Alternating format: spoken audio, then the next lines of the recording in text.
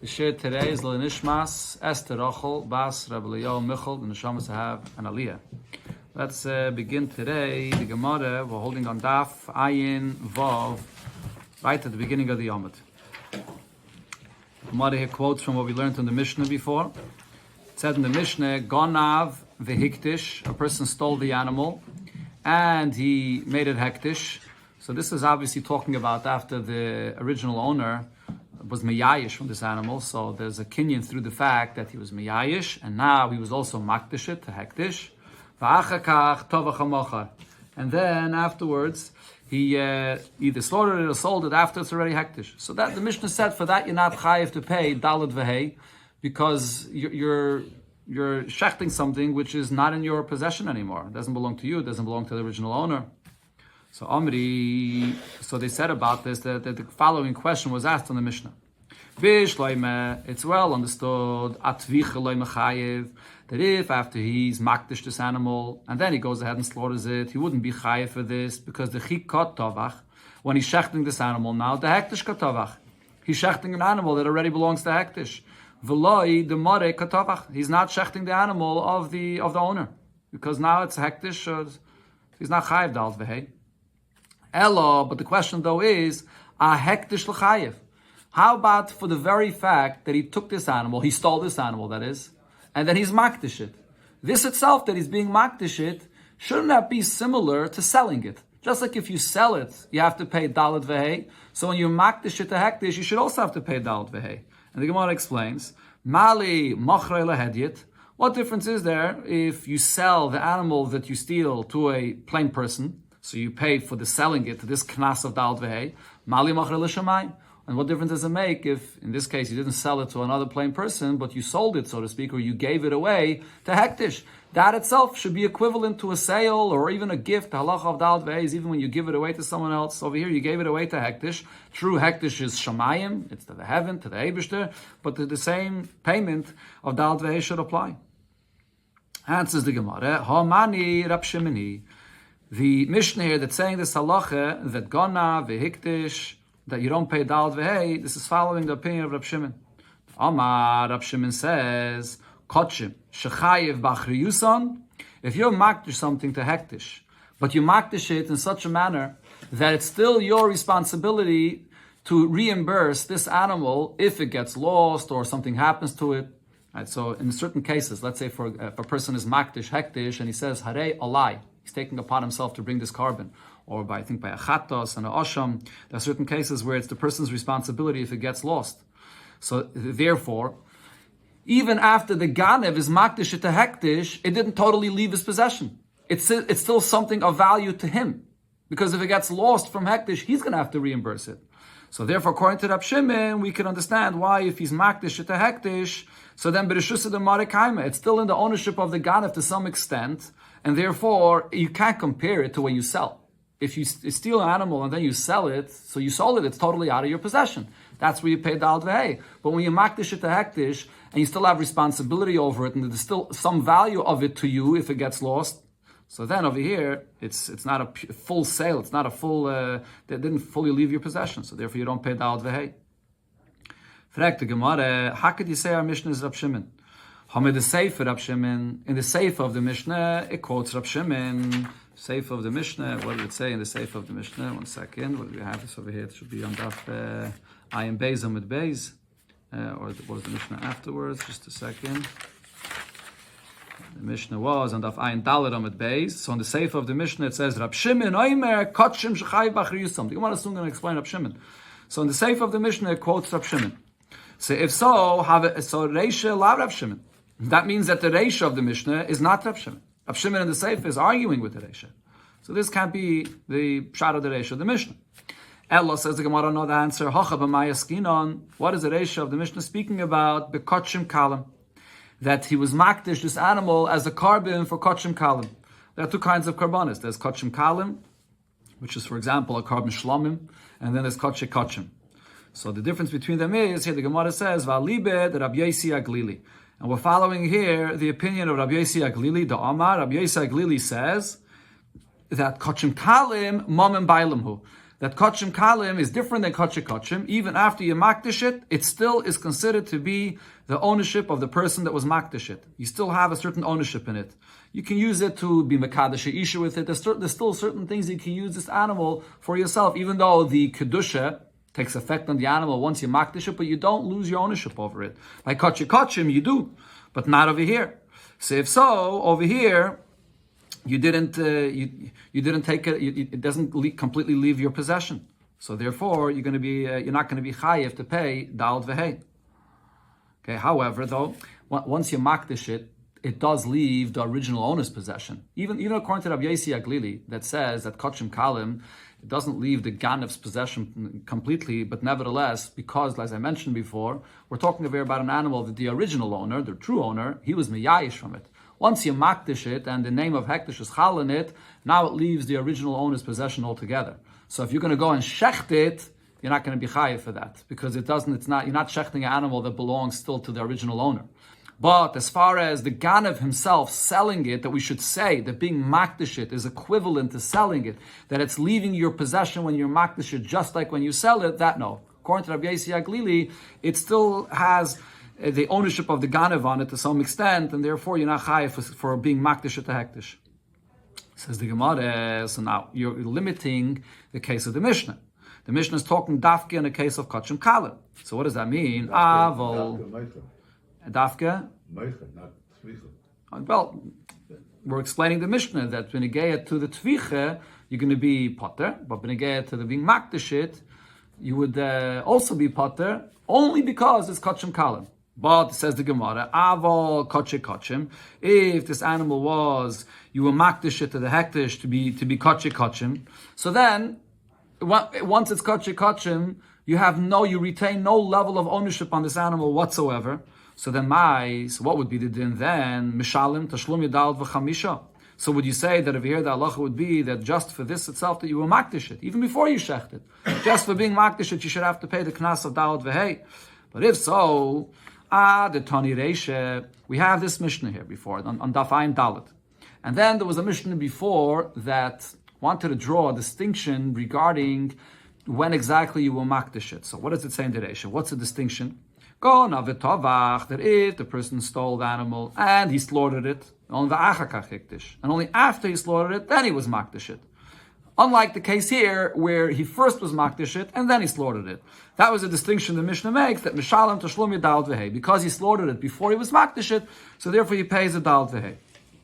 Now the question is, liflek v'lisni bidida. The Mishnah could make a distinction right over here in the case, even if you were makdish it before you slaughter it. And it could say as follows: if you makdish it to hektish as kachim kalim, so since you still have some ownership on it, so therefore you don't pay dal v'hei for being makdish it. It's not equivalent to selling it. But if you makdish it, then it's now a kachik kachim, mishalem tashlumei arba v'chamisha. So because it's kachik kachim, it completely leaves your possession. So over here you do pay the knas of dal v'hei. Why doesn't the Mishnah make this distinction right over here? So therefore the Gemara says another answer. What we must say is, from the fact that the Mishnah did not make this distinction, loishna kachik kachim, v'loishna kachim kalim. It makes no difference whether you makdish it as kachik kachim, whether you makdish it as kachim kalim. The same halacha applies, that you do not pay dalad v'hei just for being makdish it like selling it. Why not? V'dakashilach, and the question we asked, mali machri lehedyet. What difference does it make if you sold your animal to just a simple, plain person? And mali machri l'shamayim. What difference does it make if you're selling it to shamayim by being makdish it? Says the Gemara, it's not the same thing, because machri lehedyet. When you sell your animal to a hedyet, meikare to the Reuven. First, there was the animal that belonged to Reuven. That's the name of the person that's selling it, the moicher, the seller, Reuven over here, the original owner of it, or the ganev. Over here, the name of the ganev, that's the name of the person that was on it. V'hashte tura de Shimon. And now when you sell it to a buyer, so now he becomes the owner, and now it's totally his name that's on this animal. However, when you sell this animal to shamayim, which means if you makdish this animal to hektish, not only kachim kalim, but even kachik kachim, meikare tura de Reuven, before it's the animal of Reuven, it has the name of Reuven on it because he's the owner. Even after it belongs to Hektish, and it's Kachim, but nevertheless, it still has the name of Reuven on it, because it's still, what is this animal called? Even if it's belongs totally to Hektish, but still, you call it, this is the carbon of Reuven. So the name of the Ganav, he was Makdishit, so his name is still on the animal. So you still can't compare it to a person that sells something where his name is not on the animal at all anymore. It belongs totally to the buyer. So therefore over here, there's no payment of Dalet Vehei. Taisus over here says that this is only when you makdish an animal for a carbon. So then, as a carbon, even after you makdish it, but we always refer to this animal as Reuven's carbon, which is the Ganav in this case. So he never fully left his possession. But from a Gemara later, Taisus says, you see that if you would be makdish it just to hektish for bedek habayis, just to hektish b'chlal, not as a carbon. So then your name is not on it anymore. It just becomes a possession of hektish. In such a case, you would have to pay a Dalet Vehei when you makdish it to hektish b'chlal, just like if you sell it to anybody else. There's no reason to make a difference between hektish or anybody else. So then the next thing it said in the Mishnah, Rab Shimon, so here the Gemara explains, what did Rab Shimon say? Rab Shimon says, the lashon of the Mishnah is, Rab Shimon, if it's kachim, that it's your responsibility to reimburse it. As I mentioned before, that's if a person says, harei a lie, so he took upon himself, so even if it gets lost, he has to reimburse this kachim. Then Mishalem Tashlumi Dalet Vehei. Then you pay Dalet Vehei. She'ein chayav b'achri yusam. If it's kachim that you're not responsible for it when it gets lost, then potter. Then you'll be potter. That's a statement of the Mishnah. Okay, so now the Gemara is going to explain what Rab Shimon is saying over here. So the Gemara over here understands Rab Shimon is not talking about slaughtering this animal after you makdish it, the tvicha, because Rab Shimon would definitely agree that this animal that you stole, and there was already a yush of the owner, and now you makdish it, and then you slaughter it, Rab Shimon would agree that you're potter, because you're not slaughtering an. So the Gemara asks, Ipche mi boyale. Rab Shimon should be saying the exact opposite point of what he says in the Mishnah. What should he say? Kachim shechayev b'achri yuson. If it's kachim, that he's makdish it in such a way that he still has the responsibility to replace it for hektish if it gets lost, then potter. Then he should be potter for this that he was makdish it. Because over here, you can't say that it's equivalent to selling it, because when he sells it, it totally leaves his possession. Here, though, even after he's makdish it, he still has a connection to it. It has value to him. We learned before in the Gemara, this is what's called a dava hagayrim lemamin kamamin dami. Even if it's something that you don't actually have value over, a value of it, in the real ownership that is, but it still has value to you. Because if it gets lost, you have to replace it. So if you makdish it in such a way, you should be potter. It didn't fully leave your possession. But if you makdish it in such a way that you take no responsibility over it at all, if it gets lost, it's not your responsibility, then chayiv. Then you should be chayiv for the fact that you makdish it. Because the mafkele mirishus say, because now when you makdish it, it totally leaves your possession, so this should be equivalent to selling it. But in the Mishnah, it actually said the exact opposite. In the Mishnah, Rab Shimon says that if it's kachim shechayev b'achri yusam, then you pay Dalet Vehei. If you're not chayev b'achri yusam, then you don't pay Dalet Vehei. Why is that? Doesn't make sense. Therefore, the Gemara says, Omri, they answered and they explained, Rab Shimon amilsa achrita koi. The statement of Rab Shimon over here does not go on this case over here of the Mishnah, but he's actually referring to something completely different. This is what the statement of Rav Shimon goes on. It goes on a halacha that we learned in the beginning of this entire Pedic. Out of the Pedic here, the Gemara is going to quote from the Mishnah that we had in the beginning of the entire Pedic. What does it say over there? When you get to the halacha of paying Dalet Vehei in the beginning of the Pedic, this is going all the way back to the Samach Beis, right? So over there, the Mishnah says that, okay, the Gemara here quotes, this is how you have to learn the Mishnah. Ein hagaynev acha haganev mishalem tashlumi Dalet Vehei. If you steal from someone else's possession and he stole, he's the ganev, you didn't steal it directly from the owner, so, and then you go and you slaughter it, you don't pay Dalet Vehei. V'chein, the same thing, and same halacha also applies. The Mishnah there didn't say it befedish, but the same halacha also applies. Gainev hektish mi beis bailim. If you steal hektish from the house of the owner, you're also going to be potter. That is, if a person was makdish an animal and it's still in his possession, and someone comes and steals this animal that you made hektish, you're also going to be potter for stealing this from him and shechting it Dalet Vehei. My timer. What's the reason for both of these cases? Because the pasuk says v'gunav mi beisa ish. In the pasuk where it speaks about the payment of kefil and da'al v'hei, it says that you stole it from the owner. V'lem mi beis hektish, and not if you stole it from the house of hektish. So before we said that you learn from there, not if you stole it from the Ganev, and the same thing over here, not if you stole the animal once it's already belonging to Hektish. That is what we understand from the first Mishnah of this Perek here. On this halacha, Rab Shimon comes and argues. Rab Shimon says it depends. If there's a Hektish animal that you stole, is a hektish animal that the owner that was makdish it still has the responsibility to replace it if it gets lost, then chayiv. Then if you steal it, then you are going to be chayiv because the owner still has some level of ownership of it. So you're stealing it from him. My time, you're still stealing it from the owner. But if it's an animal that there is no responsibility that the owner has on it anymore after he was makdish it, then potter. Only then will you be potter. Because it's not, you're not stealing it from the owner. It's already hektish. That was a distinction that Rab Shimon made. So we're talking over here about stealing an animal once it was already made hektish. It's on that Rab Shimon made over here this distinction. Okay, so now what comes out from this now? Says the Gemara, Mechdi, let us see.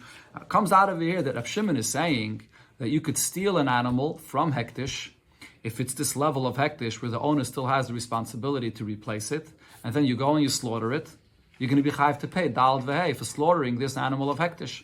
But the question is, how could that be? How could Rab Shimon say this?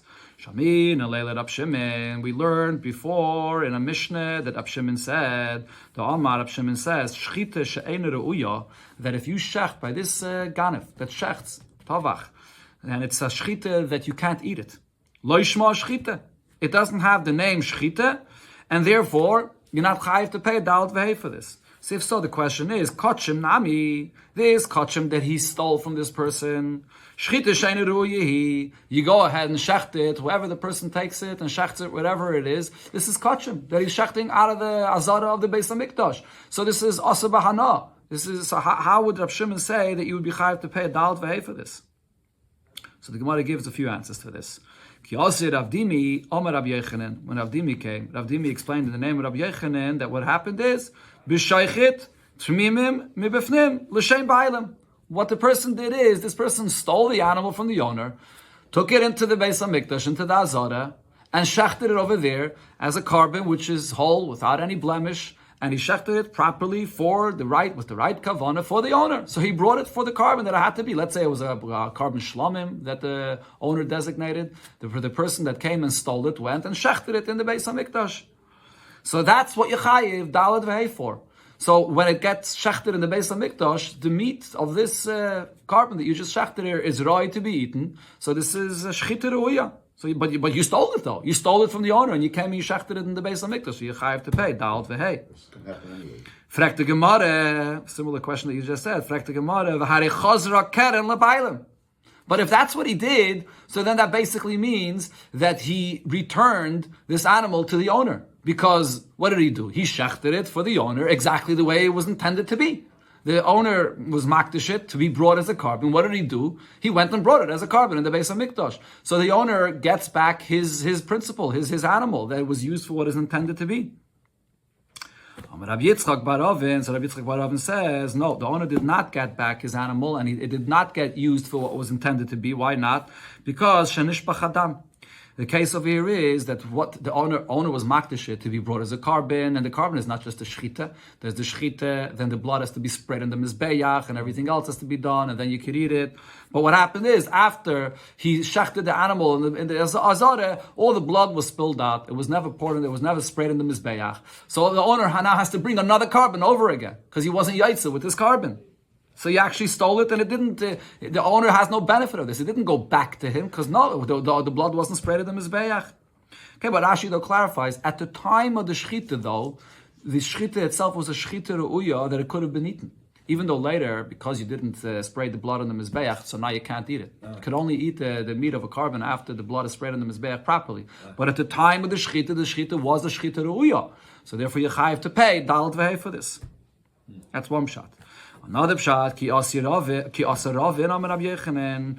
Ravin said in the name of Rabbi Yechanan, v'sheichet tmimim bifnim He shechted this animal whole as a carbon inside in the Azara in the Beis Hamikdash, but he shechted it with the wrong intention. Shaloi l'shem bailim, not for the sake of this owner of the animal. What's the halacha if you shecht the animal not for the sake of the bailim in the Beis Hamikdash? The halacha is that this animal you shecht it and then you spray the blood on the mizbeach. The animal, the carbon is kosher and you can eat from its meat. But the owner of the animal, though, is going to have to bring another carbon. Rashi brings a faith, the Mishnah, the beginning of Zvachim. Kol ha-zvachim shenizbuchu shaloi l'shman ksheirim, but shaloi all ba'al l'shem chayva. It's a kosher carbon, you can eat from it. But the owner has to bring a carbon again, because it wasn't brought for his sake. So therefore, you can't say that, oh, you returned it to the owner because you brought the carbon for him. I didn't bring it for him. So therefore, this is the kind of shchita, which is, the meat is roi to eat, and you're going to be chayiv to pay dal v'hei for this. A third pshat the Gemara says, Reish Lakish says, B'shoichet balimumin bachutz. That what this person did is, he shechted this animal, he stole this animal, and he waited until it becomes a balmum, it has now a blemish. So if you shecht an animal that's bachutz, that's outside the Beis Hamikdash, so then it's asabana, because you shechted it outside the Beis Hamikdash. But over here, he only shechted it after it had a mum already. So because you shechted it after a mum, that's allowed, and it's not going to be asa bahana. And it's that shchita that he's going to be chayiv to pay dalat v'hei for it. Those are the three different answers here for this case. Says the Gemara, Toy ba Rabbi Lazar la Rabbi Yechanan. So again, Toy ba Rabbi Lazar was wondering about this. Le Rabbi Yechanan, according to the pshat that was quoted in the name of Rabbi Yechanan. So how could you say that because he shechted it, so therefore the shchita itself is a good kosher shchita that you're able to eat from it? Shchita materes, is the shchita itself what's mat to you to be able to eat from this meat, from the carbon? Materes. It's not the shchita that will allow you to eat. By a regular animal, once you shecht it, the shchita itself, you can go ahead and eat the meat. But over here though, it's the zrike that's mater. So the question of the Gemara is, how could you say over here that he shechted it, and then what happened? The blood got spilled out, and the blood was never sprayed on the mizbeach, and still we say that because it was shechted, so therefore it was a good shechita. It wasn't a good shechita. The shechita itself is not matter. It's the zrika that's matter, and the blood all spilled out. That's the question according to Rabbi Yechanan. And Reish Lakish, according to Reish Lakish, shchita materes. The question is, what was he saying? That the case over here is that he shechted it, and it was a balmum, and it was outside the Beis Hamikdash, but because it was a balmum, so therefore, when he shechted it, it was mutter. But the question is, no, just shechting it itself would not be mutter. V'haloi pidiyah materes. After it gets a mum, it has to be something that you then redeem it from hektish, and then you're able to shecht it outside, then it's going to be mutter to eat. So how could the Gemara say that he shechted it outside and then it would be mutter? That itself, just because it has a mum, it would be mutter to eat. So in both of these cases, the shechita itself is not a shechita where it's mutter to eat. So the question still remains, according to Rab Shimon, why should you be chayav to pay dal v'hei? This was Rabbi Lazar's question. Says the Gemara, Ishtamite had Rab Shimon. Rabbi Lazar that asked this question, he forgot something that Rab Shimon himself said. We're coming to explain the opinion of Rab Shimon. There's something that Rab Shimon himself said about this. What did he say? When you have something, you have an animal over here, a carbon, where it's in a situation where the zrika of the blood could be done. There's time that the zrika of the blood could be done. It's as if the zrika was done already, even though there was no actual zrika. But because it's in a situation where the zrika could be done, it's as if the zrika was done, and therefore the animal is considered to be roi to eat. And the similar, an animal that already has a mum and it could be redeemed, it's as if it was already redeemed. We consider it to be already an animal that's fit to eat. Because you could redeem it, or you could spray the blood. So even if you don't actually redeem it, or actually spray the blood, it still has that status already. Where do we see this? So the Gemara brings the Braise, the Tanya, so regarding the fact that in a behemoth, a carbon that is in a place, in a time, that you could spray the blood. So it's already as if the blood was sprayed. So Rab Shimon says as follows. Here, this Braise of Rab Shimon is coming to explain the opinion of Rab Shimon that says, regarding the tumah that there is regarding food items. So Rab Shimon's opinion is that food that's asr bahana is not makabel tumah. Right? Rashi bring the pasuk. He learns that from a pasuk mikala oichel asher ye'ochel, that only food that is fit to eat that kind of food is makabel tumah. But if it's food that's asa b'hana, it's not makabel tumah. So now, Rab Shimon though explains that that's not always the case. There's an exception for this. If it's food that was once roi to eat, and later it became asa b'hana, such kind of food will be makabel tumah, even though usually Rab Shimon's rule is that if it's asa b'hana, it's not makabel tumah. The simple example for that would be basa b'chalav. So basa b'chalav is food that l'chatchila was mutter to eat. After you mixed it, it becomes basa b'chalav, then it becomes aser. So in such a case, basa b'chalav tumah will take effect in it. So over here, Rab Shimon is going to talk about the halacha of naisar.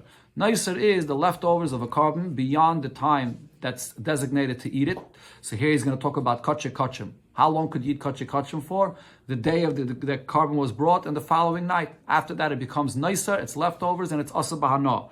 So because it's asa b'hana, tumah should not take effect in such kind of foods. So Rab Shimon over here comes and says, it depends. Rab Shimon oimer, yesh naisar. There is the naisar of the carbon, which is asa b'hana, but shehu metame, that it will be susceptible to tumah.